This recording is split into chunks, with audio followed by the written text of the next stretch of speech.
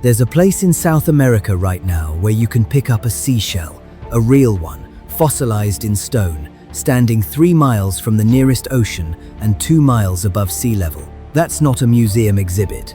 That's just the ground.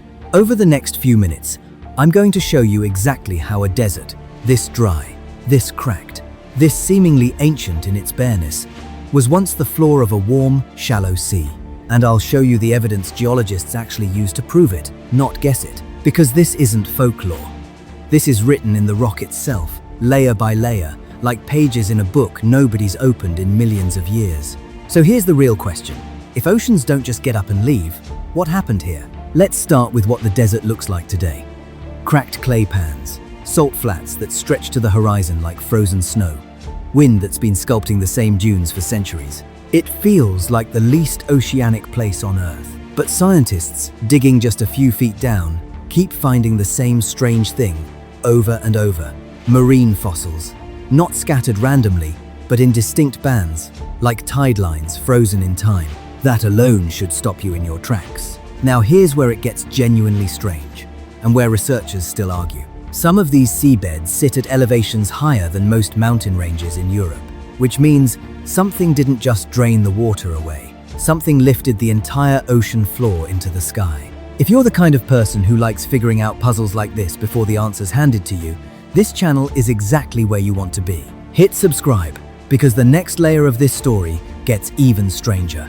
The leading explanation involves tectonic plates, slow, grinding collisions between continents that took tens of millions of years. As one plate slid beneath another, the ancient seafloor didn't vanish. It buckled, it folded, it rose. But here's the part that still divides scientists. The exact timeline, how fast this uplift happened, is still debated. Some evidence suggests slow, steady rising. Other clues point to sudden, dramatic jumps. Nobody's fully settled that argument yet. And that uncertainty, that's not a weakness in the science. That's science still working. Then comes the turn, the moment that reframes everything. This wasn't a one-time event. It's part of a pattern that shaped entire continents. Mountain ranges around the world, the ones we photograph, the ones we climb, many of them hide the same secret. Buried oceans, fossilized coastlines, seafloors turned to summits.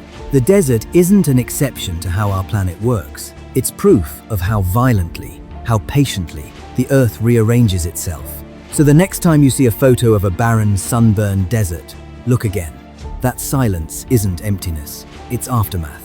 It's what's left when an ocean loses a war that took millions of years to fight, and the ground itself remembers. If this kind of hidden history fascinates you as much as it fascinates me, there's another one waiting, a story just as strange, sitting in the next video.